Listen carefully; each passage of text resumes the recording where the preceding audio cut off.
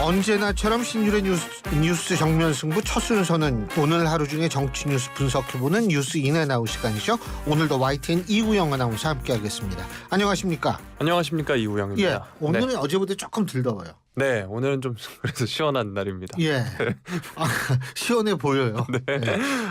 되게 좋아요. 늘 저도 오프닝을 뭘 할지 늘 고민인데 예. 이제 앵커께서도 늘 저에게 어떤 질문을 주실지가 늘 고민이 되는 것 같고 또 새롭습니다. 뭐 주로 날씨 얘기죠. 네, 뭐. 그렇죠. 예. 네. 저도 오늘 장마도 시작한다 그러니까. 네, 6월 22일은 또 무슨 날인가 열심히 찾아봤어요? 찾아봤습니다. 예. 오늘 좀 힘이 없어 보이네, 네? 근데. 이제 예? 좀 힘을 좀 넣어보겠습니다. 힘을 좀 넣어보세요. 네. 이 힘을 넣어보려고 그러니까 막 이어폰도 떨어지고 막 그러네. 힘을 네. 넣으니까 이제 이어폰은 잘 안 넣어지는 것 같습니다. 예. 네. 자, 6월 22일이 오늘 음력으로 단오입니다. 네, 그래서 그렇구나. 단호하게 말씀드리겠습니다. 예, 단호하게. 네. 어우 추워. 예, 괜찮아요. 시원하고 좋네. 유튜브 구독, 예, YTN 라디오 부탁드리고요. 예. 신율의 뉴스 정면 승부는 좋아요와 댓글도 부탁드리겠습니다. 그렇죠. 네, 예, 단호 날이고 단호하게 얘기를 했다. 네. 그것도 어디서 내가 써먹어야겠네. 근데 네. 젊은 사람이 그런 얘기를 하면은 그래도 위트가 있다 그러는데 나이 들은 사람이 얘기를 하면 아재 개그가 되는 네. 이런 좀 비극적인 상황이 있죠. 그래도 예. 이제 요즘 젊은 친구들이 아재 개그 많이 좋아합니다. 자기 전에 그래요? 이제 누워서 다시 생각나면 피식 하고 웃고. 그래요? 그렇죠. 네. 그렇구나. 우리 학생들도 그러겠네. 예. 자, 그럼 오늘 첫 순서 뭐예요? 네, 오늘 첫 소식은 NBS 여론조사 한번 가지고 와봤습니다. 엠브레인 퍼블릭, K-스탯 리서치, 코리아 리서치, 한국 리서치가 지난 19일에서 21일 전국 만 18세 이상 남녀 1,001명을 대상으로 진행한 전국 지표조사 NBS 결과가 오늘 나왔습니다.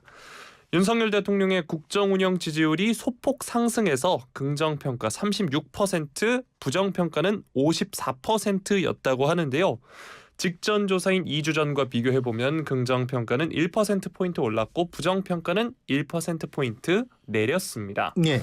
일단 긍정평가 이유로는 결단력이 있음이 19%로 가장 높았고요. 공정하고 정의로움, 일관성 있고 신뢰감이 각각 8%로 꼽혔습니다. 예.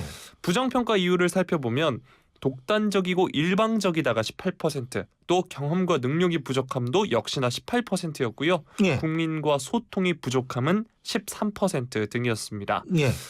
정당 지지도도 한번 살펴보면 국민의힘은 35%로 직전 조사보다 4%포인트 올랐고요. 더불어민주당은 1%포인트 내린 25%였습니다. 직전 조사에서 그러니까 5%포인트였던 양당 지지율 격차가 이번에 10%포인트로 꽤나 벌어졌고요. 내년 22대 총선에 대한 인식을 묻는 데는 정부, 여당을 견제할 수 있게 야당에 힘을 실어줘야 한다는 의견이 44%, 또 정부와 여당에 힘을 실어줘야 한다는 의견이 43%로 아주 팽팽했습니다.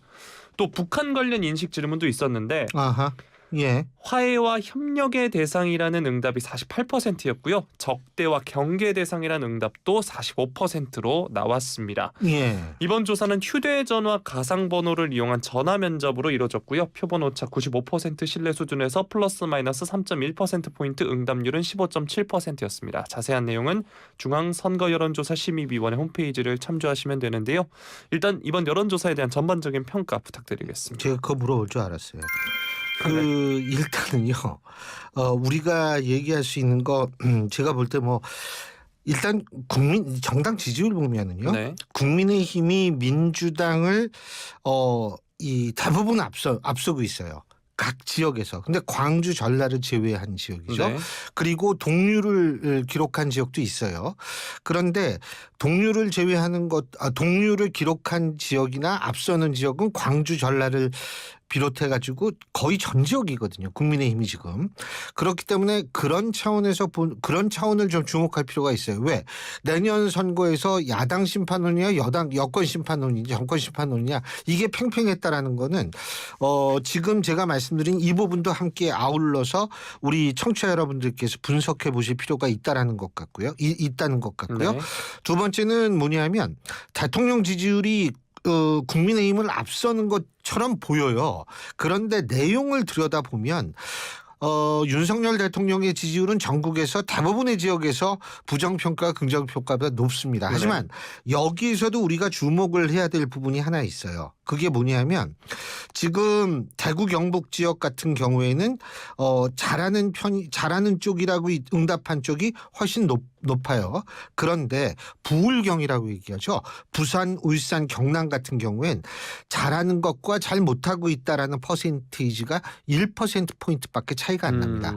그러니까 잘 못하고 있는 쪽이 있다는 게 1%포인트 높기는 하지만 거의 동률이라는 거죠. 자, 그렇다면 뭐 대구 경북은 원래 보수의 성지라고 부를 만큼 보수색이 강한 지역이지만 부울경은 이게 쉽게 움직이는 지역이거든요. 네. 근데 여기서 대통령의 긍정평가 부정평가 거의 비슷하게 나왔다라는 것. 자, 이 부분도 우리가 주목을 해야 될 것 같은데 이걸 종합해 보면은요. 이번에 어쨌든 소위 말해서 그 후쿠시마 오염수 문제나 수능 킬러 문항 같은 것들이 지금 현재 여권 전반에 큰 타격을 주고 있다라고 보기는 힘들다는 부분이에요. 그렇기 때문에 이 부분을 우리가 다시 한번 그거는 지금 야당의 민주당의 주장에 그다지 동조하는 이 움직임이 크지 않다라는 걸 의미하고요. 참고로 잠깐 말씀드리자면 2015년 그 6월 셋째 주 한국갤럽의 지지율에 박근혜 전 대통령 지지율이 33%였어요. 그렇다면 지금 윤석열 대통령의 지지율이 높다는 거죠. 그리고 또 한 가지는 뭐냐 하면 앞서도 잠깐 말씀을 드렸지만 국민의힘 지지율이 그때 당시에도 새누리당 지지율은 40%였어요. 근데 그거보다 국민의힘 지지율이 좀 낮기는 낮죠 지금. 하지만 지금 격차가 조금 벌어지고 있는 추세라는 점을 주목할 필요는 있지 않을까. 그런데 여기서 제일 중요한 게 하나 있어요. 그게 뭐냐면 결국 이런 추세를 뒤엎을 수 있는 소재는 딱 한 가지밖에 없습니다. 그게 뭐냐면 당내에 있어서의 계파 분열. 그러니까 어느 쪽이 더 분열하느냐에 따라서 실제로 표심이 갈립니다. 제가 2015년이 바로 그랬던 해거든요. 그래서 2015년을 제가 말씀을 드리는데 조금 좀 지켜봐야 될 것 같다는 생각이 듭니다. 네. 과거 여론조사와 함께 또 지역 세분화해서 설명을 해주셨고요. 자, 이번에는 민주당의 소식 한번 살펴보도록 하겠습니다. 자, 더불어민주당이 오늘 윤석열 대통령의 수능 관련 발언으로 학부모와 수험생들 불만이 커지고 있다면서 정부 여당을 향한 공세를 강화했다고 하는데요. 박성준 대변인이 오늘 서면 브리핑에 나서서 수능 킬러 문항 배제 방침과 관련해서 이런 무책임한 약속으로 교육 현장의 혼란을 잠재울 수 있다고 생각하는가? 학원가에서 준 킬러 문항, 친윤 문제 등이 나도는데 느끼는 게 없나? 이렇게 말을 했습니다. 그러면서 대통령의 즉흥적 지시에 교육 현장은 아수라장이 됐는데 언제까지 변명만 늘어놓으려고 하나? 이렇게 얘기를 했고요. 또 이전에 있었던 만 5세 취약, 주 69시간 근무, 이번에 수능 출제까지 해서 윤 대통령의 즉흥 지시로 국민은 어질어질하다 이렇게 지적을 했습니다.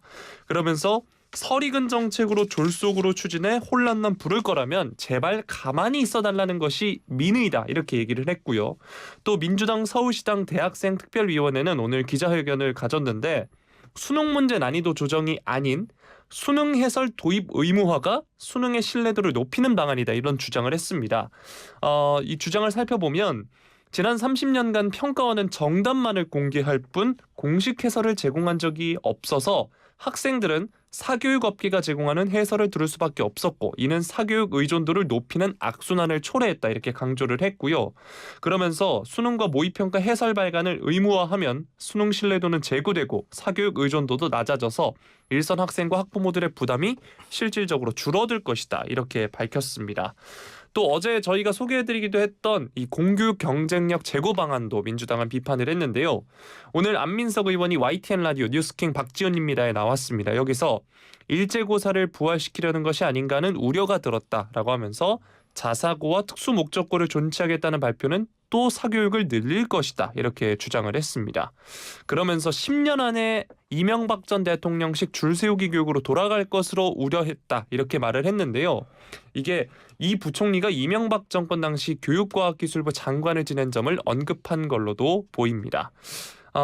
이번에 수능 난이도 문제에서 촉발된 논란으로 공교육 전체에 대한 신뢰도가 저하될 것이란 우려도 나왔는데요. 장철민 의원의 경우에는 BBS 라디오에 나와서 아마추어 대통령의 무능이 만들어낸 혼란이 아닌가 이렇게 비판을 했습니다. 자, 윤 대통령의 즉흥적인 지시로 혼란을 일으켰다. 민주당에서는 이렇게 비판을 해놓고 있고요.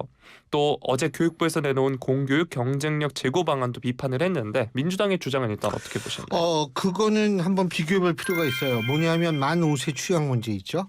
이거 그리고 69시간 근무 우리가 노동 이 부분은 이것이 터졌을 때 금방 이 대통령 지지율이나 이런 데 반영이 됐어요. 그렇다면 지금은 왜 그렇지 않을 것인가 이 부분을 한번 생각을 해야 되는데 사실 선거나 지지율은 이게 수싸움이거든요. 그럼 만 5세 취약 같은 경우나 아니면 69시간 노동 문제 같은 경우에는 그것이 뭐 5일을 냈건 뭐 했던 간에 그거는 정부 잘못이고 어쨌든 이 부분은 거기에 예외 없이 거기에 해당되는 사람들은 예외 없이 다 반대하는 그런 거였었거든요. 근데 지금 이 문제 같은 경우 킬러 문항에 관한 문제 같은 경우에는 교과서 중심으로 정말 본질에 충실했던 학생들 같은 경우에는 저는 크게 흔들릴 거라고 생각하지는 않아요. 그렇기 때문에 뭐 예를 들면 이런 학생들은 좀 흔들리죠. 뭐냐면 교과 과목에 당연히 그것도 열심히 했고 플러스 알파 킬러 문항을 위해서 플러스 알파를 공부했던 학생들 같은 경우에는 상당히 좀 억울하고 이게 뭐냐라는 생각을 당연히 가질 수 있는데 문제는 뭐냐면 이런 학생들의 숫자가 그렇지 않은 학생들 숫자와 비교했을 때 뭐가 많을 것 같아요? 다시 한번 말씀해 주시겠습니까? 집중을 안 하고 계시구만. 그러니까 킬러 문항까지 교과서 충분히 공부하고 플러스 알파로 킬러 문항까지 준비한 학생이 많을까요? 아니면 교과서만 가지고 열심히 공부하고 본질에 충실했던 학생 숫자가 더 많을까요? 후자가 더 많겠죠. 후자가 많죠. 네. 그죠? 바로 정치는 수싸움이에요. 수로 봤을 때 지금 민주당이 여러 가지 얘기를 하고 전 민주당의 얘기가 뭐 크게 틀렸다고 생각하지는 틀렸다고 생각하지 않는 얘기도 있어요. 민주당의 얘기. 뭐 안민석 의원 같은 경우에는 중앙대학교 교수 출신이시거든요. 그만큼 또 네. 교육계에 오래 있었으니까 여러 가지가 있고 이 부분의 지적은 이 부분은 진짜 생각해 봐야 돼요. 자사고 특목고 이런 거를 존치하겠다라고 얘기하는 것과 지금 예를 들면 이 사교육 문제를 얘기를 하는 것하고 이게 좀 아구가 안 맞을 수는 있지만 하지만 수능 킬러 문항 같은 경우만 국한해서 놓고 본다면 제가 볼 때에는 글쎄 민주당의 이 수적으로 봤을 때 민주당이 지금 주장이 공감하는 사람보다 공감하지 않는 사람도 적지 않을 수 있다라는 말씀을 드리겠네요. 네. 예. 이 주장에 대해서는 어떻게 생각하는지도 여쭤보고 싶습니다. 이 민주당 서울시당 대학생 특별위원회가 수능 문제 난이도 조정이 아니라 수능 해설 도입 의무화가 수능 신뢰도 높이는 방안이라 주장을 했거든요. 저도 생각해 보니까 저도 수능을 쳤으니까 이 수능 해설이 평가원에서 안 나왔던 기억이 나더라고요. 맞아요. 네. 그거 뭐 우리나라에서 하면 유사이례로 나온 적이 없을 거예요. 네. 근데 뭐 이런 것도 신뢰도를 높이는 방안 중에 하나겠죠. 저는 그것도 뭐 생각을 할 수 있는데 문제는 그렇다고 해서 킬러 문항이 존재하는 한은 이게 이렇게 해설을 존재한다 하더라도 이거는 특히 이제 저기에는 효과적일 거예요. 그러니까 우리가 이 답안에 대해서 논란이 있을 수가 있잖아요. 이게 도대체 왜 이런 건지. 예? 아유, 저도 지금 이제 성적에 대해서 학생들 질문에 답을 해줘야 되는데 그거를 이 상세하게 설명해 줄 필요는 있어요. 저도 이렇다고 하지만 이것이 과연 킬러 문항 없애가지고 사교육의 일정 부분 타격을 주는 것만큼 효과가 있을까는 글쎄 저는 그건 좀 생각이 다릅니다. 네, 알겠습니다. 자, 한편 국민의힘에서는 오늘 86그룹, 이 86그룹이라는 게 60년대생 80년대 학번을 말하는데 이 운동권이 사교육을 주도하고 있다 이런 주장이 나왔거든요. 국회 교육위원회 소속 국민의힘 김병욱 의원이 오늘 BBS 라디오에서 86 운동권 세대들 상당수가 학원 쪽에 많이 있다 이러면서 운동권 세대 출신들이 사교육을 주도하고 있고 그분들과 더불어민주당 사이에 상당한 교류가 있는 것도 사실이다 이런 주장을 펼쳤는데요. 조국 사태로 입시에서 수시 모집보다 수능을 위주로 하는 정시 모집을 늘려야 한다는 주장이 커졌다면서 사실 이게 맞는 방향은 아니다. 수능은 강남에 있는 학원을 많이 가는 사람이 무조건 유리하다 이렇게 말을 했습니다. 그러면서 수능 정시를 자꾸 늘리자는 민주당 주장의 배후에 사교육 시장을 이끄는 운동권 출신들이 있는 게 아닌가 하는 합리적 의심도 하고 있다 이렇게 덧붙였습니다. 박대출 정책위의장은 오늘 최고위원회의에서 킬러 문항을 없애서 골치 아픈 건 출제자와 입시학원이지 수험생이 아니다라면서 교육은 상위 1% 찾기가 돼서는 안 된다 이렇게 말을 했고요. 조수진 최고위원의 경우에는 민주당 이재명 대표의 대선 공약에도 초고난도 수능 문항 폐지가 포함됐던 것을 언급하면서 내로남불 뻔뻔한 말 바꾸기가 일상이 됐다 이렇게 비난을 했습니다.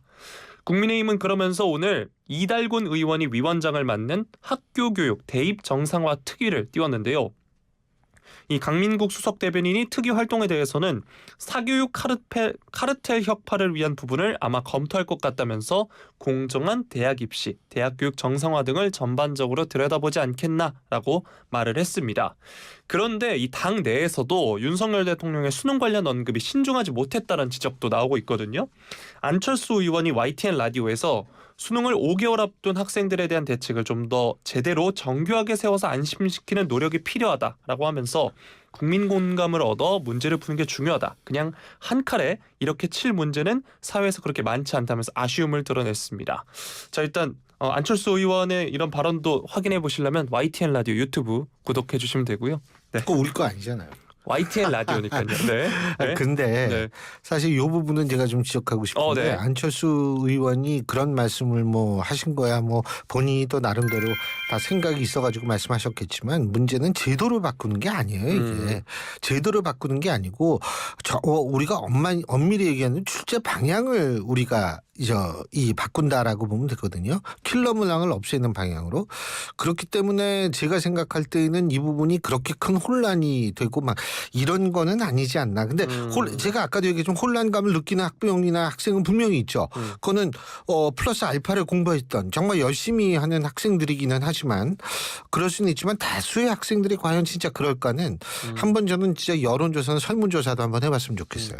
예. 물론 이게 제도를 바꾸는 건 아니더라도 그 받아들인 입장에서 마치 제도를 바꾸는 것처럼 느낄 수 있기 때문에. 그게 왜 그러냐면 그게 이제 자꾸 그런 식으로 얘기를 하는 분들이 많기 때문에 그래요.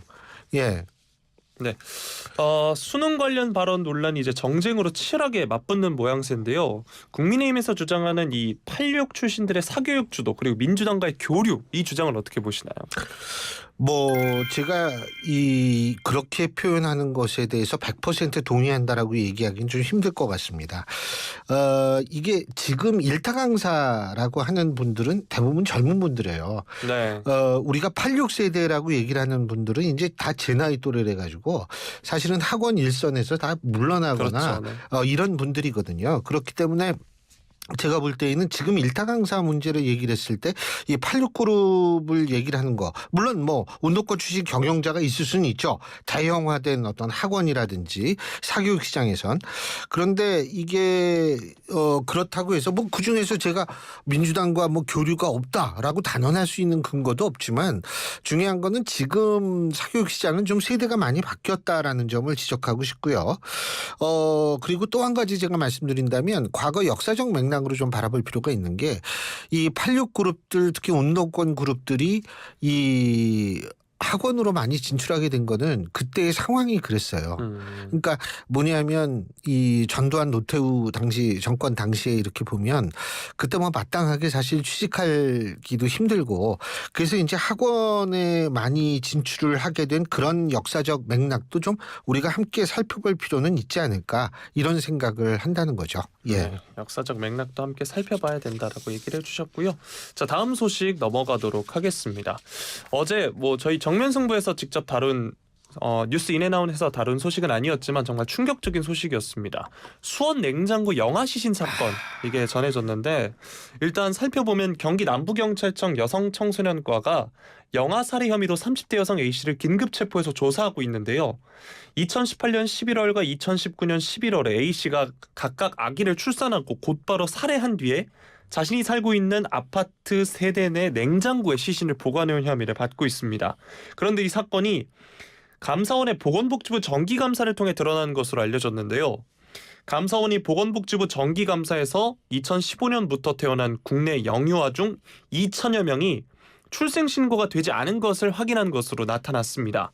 이들 중에 일부의 생사를 조사하는 과정에서 이번 사건이 드러난 거고요. 오늘 감사원에 따르면 감사원은 지난 3월부터 진행 중인 보건복지부 정기감사에서 정부의 복지 사각지대 발굴체계에 허점이 있는지 들여다봤습니다. 이를 위해 2015년부터 작년까지 8년간 출산한 기록은 있으나 출생신고가 되지 않은 영유아 사례가 있는지 조사했고 여기서 2천여 명에 달하는 것으로 확인이 됐는데요.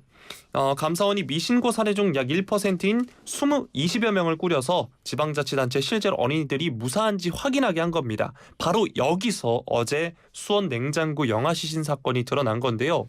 감사원이 여전히 안전이 불투명한 나머지 1,900여 명의 현 상태를 전수조사할지도 검토하고 있다, 이런 소식이 전해졌는데, 조금 전에 들어온 속보에 따르면 보건복지부에서 임시 신생아 번호만 있는 아동에 대한 전수조사를 실시한다고 합니다. 이 소식이 조금 전에 전해졌고요. 범행이 일단 경찰 조사가 아니라 보건당국의 조사에서 밝혀졌다는 게 더 충격입니다. 일단 근데 다른 살인 사건들과 달리 이 영아 살해 같은 경우는 친모가 경제적이나 사회적으로 궁지에 몰린 끝에 저지르는 경우가 많다고 하는데요. 이런 사건이 또다시 일어나는 것을 방지하기 위해서라도 좀 더 세밀한 지원책이 필요하지 않을까, 이런 생각이 드는데요. 일단은 저는 어떤 경우에서도 이런 일이 발생하지 않게 하기 위해서 보건복지부가 그동안 출산 기록은 있지만 출생신고가 안 된 것 2천여 명 정도가 되는 것을 미리 좀 검토를 해서 네. 어떠한 능동적 조치를 취했더라면 좀 어땠을까라는 안타까움이 굉장히 크다는 점을 제가 말씀을 드리고요. 두 번째는 뭐냐면, 이거는 좀 더 큰 저건데, 아무리 어렵더라도 이런 일을 저지르면 안 되죠. 그런데 조금 그 고민을 덜어줄 필요는 있죠. 사회적으로. 다시 말해서 미혼모에 대한 어떤 사회적 인식, 이러한 것들도 장기적으로는 굉장히 바뀌어야 되죠. 아니, 왜 미혼모만 그 문제가 돼야 됩니까? 사실은 이 미혼부, 그러니까 이 아버지도 있을 거 아니에요. 같이 책임을 지게 해야 되는데, 우리나라는 미혼모에만 집중해가지고 쉽게 얘기한다면 좀 이 안 좋은 시선을 보내는 그런 일각의 이 경향이 있지 않습니까? 네. 이런 것들을 없앨 필요가 있고요. 조금 더 장기적으로 큰 이 시각으로 본다면, 내가 또 하나 물어볼게요. 가족의 개념이 변하는 것 같아요? 변하지 않는 것 같아요? 점점 많이 변하고 있는 것 같습니다. 가족의 네. 개념은 변하지 않는다라고 생각하는 분들이 많은데, 가족의 개념은 변합니다. 그러니까 예를 들면 헤겔이라고 들어봤죠? 네. 그 옛날 철학자. 네. 헤겔 같은 시대에서 헤겔은 가족이 되게 중요해요. 가족으로부터 변증법이 시작되거든요. 이것도 강이네. 이건 아니고. 그런데 헤겔 같은 게 시대에는 뭐냐면 농경사회이기 때문에 꼭 아이가 있어야지 가족이다 이랬는데, 지금 아이 없는 가족들도 굉장히 많고, 심지어 결혼은 안 하고 실제로 인공수정이나 이런 거를 통해 가지고 그냥 엄마가 되려는 분들도 유명한 사람들이 있지 않습니까? 그렇죠. 네. 가족의 개념은 변하고 있고, 이 가족의 개념이 변하고 있다라는 걸 우리 보편적인 우리 국민들이 사실은 받아들이고 인정해 줄 필요가 있다는 거죠. 그래서 장기적으로 그렇고, 단기적으로는 뭐냐면 이 2,000명 전수조사 한다 그러니까 정말 다행이지만, 더 이상 앞으로 이 출산 기록원인데 출생신고가 안 된 경우를 이 시스템적으로, 이거는 어려운 게 아니거든요. 프로그래밍에서. 그거를 딱딱 잡아낼 수 있는 그런 자세가 좀, 그런 프로그래밍이 필요하다고 생각합니다. 네. 그래서 즉시 하면은 이런 일 발생하지 않죠. 네, 제가 이제 앞서서 설명해드렸던 건 감사원의 전수조사는 지금 검토를 하고 있고요. 속보로 전해드렸던 건 복지부의 전수조사라는 어쨌든 점. 전수조사만 하면 돼요. 감사원이도. 사실 감사원보다는 복지부가 해야죠. 네. 네. 자, 다음 소식으로 넘어가 보도록 하겠습니다. 몇 해 전부터 이제 많은 분들이 이제 대기오염 관련해서 관심이 많으신데, 최근 중국발 대기오염이 감소했다는 중국 정부의 발표가 있었습니다. 그런데 정작 우리나라에서 측정해 보면 이러한 국외 유입에 대한 따른 영향이 줄어들지 않았다고 하는데요. 다시 한번 이제 설명을 해드리면, 이 백령도 대기환경연구소가 있습니다. 여기서 보면 중국에서 유입되는 대기오염 물질이 뚜렷한 감소세를 기록했다고 보기 어렵다라고 하면서, 베이징에서 대기오염 물질이 줄었다고 하지만 우리나라에선 현저히 줄어들지 않았다, 이렇게 말을 한 건데요. 국내에서 발생하는 대기오염 물질을 저감할 필요성도 여전한 것으로 나타났고요. 어쨌든 이 중국 내의 초미세먼지 농도는 낮아졌을 수 있지만, 이게 생각해보면 중국 해안가에 있는 공장에서 그대로 바람을 타고 날아오기 때문에 중국은 오염이 덜해지고 우리에게 영향이 있는 거 아니냐, 이런 반응도 있거든요. 이에 대해서는 어떻게 보시나요? 일단은요, 저는 이걸 좀 분명히 국민들한테 얘기를 해줬으면 좋겠어요. 이 지금 우리나라 대기질 여기에서 외부적 요인, 그러니까 외국적 요인에 의해서 차지하는 비율이 어느 정도고 국내적 요인도 분명히 있을 겁니다. 네. 그러니까 국내적 요인의 비율이 어느 정도고 그리고 외부적, 다시 말해서 국외에서 날라오는 것 중에서 중국에서 날라오는 것이 몇 %고 이런 것들을 세부적으로 좀 알려줬으면 좋겠어요. 근데 사실은 여태까지 그런 데이터를 우리가 세부적으로 알 수 있는 상황은 아니었거든요. 근데 그 부분은 제가 볼 때에는 건강권, 우리가 지금 후쿠시마 오염수 얘기도 맨날 얘기하는 게 건강권 얘기 아니에요. 근데 이거는 사실은 실제적인 우리가 일상적으로 마시고 있는 공기에 관한 문제란 말이에요. 그렇다면 당연히 그거는 적극적으로 그러한 제가 지금 말씀드린 그런 비율, 차지하는 비율을 적극적으로 좀 국민들에게 알려줄 필요가 있다. 그런 거를 알아야만 국민들도 우리가 예를 들면 중국한테 좀 더 세게 따지려면 따지는 거고 이런 거 아니겠어요? 뭐 사실은 코로나도 뭐 아니라고 얘기하시는 분도 있지만 중국에서 뭐 기원을 했다라는 얘기가 지금 보편적으로 돼 있는 상태에서 미세먼지 그렇죠, 황사 그렇죠. 이거 이렇게 되면 이거는 우리가 중국한테 우리가 정당한 요구를 좀 요구해야 될 것 아닌가 그런 생각은 듭니다. 예, 네. 예 오늘 여기까지 하죠. 네. 고맙습니다. 예. 고맙습니다.